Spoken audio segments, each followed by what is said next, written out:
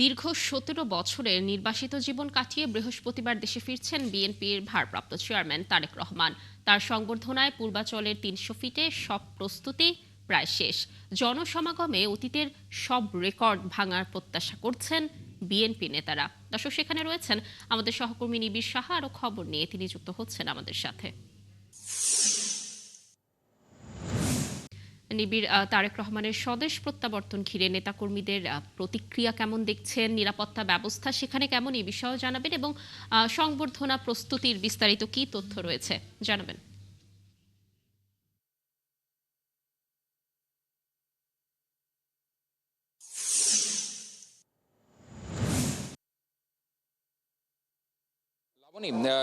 যদি নিরাপত্তার কথা বলি, সেটি কিন্তু আসলে খুবই শক্ত নিরাপত্তা ব্যবস্থা নেওয়া হয়েছে এবং নিরাপত্তার চাদরে মুড়িয়ে রাখা হয়েছে। এই যে ৩০০ পূর্বাচল ৩০০ ফিটের যে সমাবেশ স্থল কিংবা যেখানে সংবর্ধনা জানানো হবে বিএনপির ভারপ্রাপ্ত চেয়ারম্যান তারেক রহমানকে, তার নিরাপত্তা ব্যবস্থা কিন্তু আসলে পুরোটাই বলা যায় যে বিভিন্ন বাহিনী কিন্তু আসলে তারা শক্তিশালী অবস্থান নিয়ে আছে। পাশাপাশি এই মুহূর্তে চিত্র যদি দেখায় যে সকালে তিনি আসছেন, এর আগে কিন্তু আমরা দেখছি যে আজকে রাতে কিন্তু আসলে নেতাকর্মীদের ঢল নেমেছে এই ৩০০ ফিট এলাকায় এবং সামনের যে মঞ্চ দেখা যাচ্ছে বেশ খানিকটা দূরে, সেই মঞ্চেই কিন্তু আসলে দাঁড়িয়ে কথা বলবেন তারেক রহমান এবং তিনি উপস্থিত নেতাকর্মীদের উদ্দেশ্যে সেখানে কথা বলবেন, দিক নির্দেশনামূলক বক্তব্য হয়তো বা তিনি দেবেন।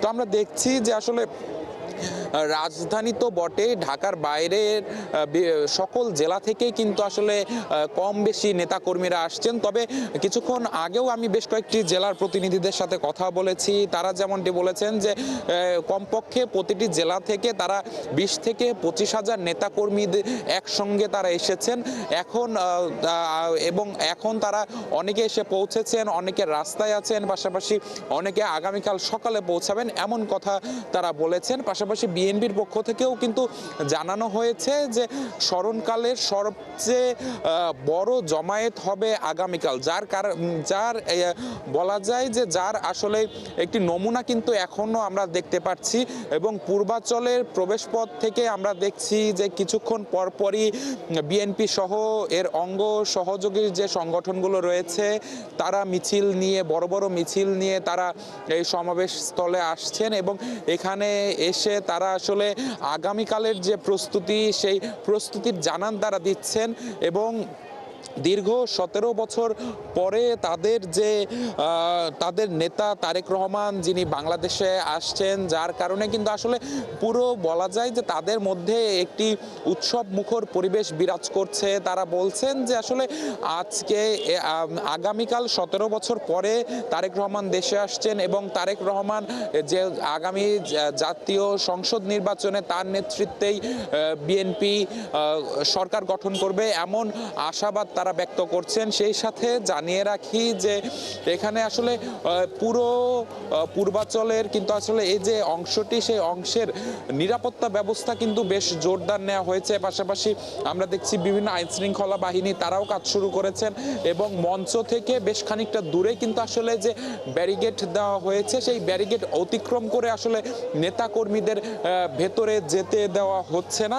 তো নির্ধারিত একটি দূরত্বে কিন্তু আসলে নেতাকর্মীদের দূরত্ব পর্যন্ত নেতাকর্মীদের আসলে অ্যালাউ করছে আইন শৃঙ্খলা বাহিনীগুলো। পাশাপাশি জানিয়ে রাখি যে সবকিছু মিলিয়ে যদি সবকিছু ঠিকঠাক থাকে, আগামীকাল বিএনপির পক্ষ থেকে যেমনটি জানানো হয়েছে কয়েক লক্ষাধিক নেতাকর্মী ঢাকায় আসবেন এবং তারা সাদরে অভিনন্দন জানাবেন, স্বাগত জানাবেন তাদের নেতা তারেক রহমানকে। তো সবকিছু মিলিয়ে এই ছিল আমার কাছে থাকা পূর্বাচল থেকে সবশেষ খবর।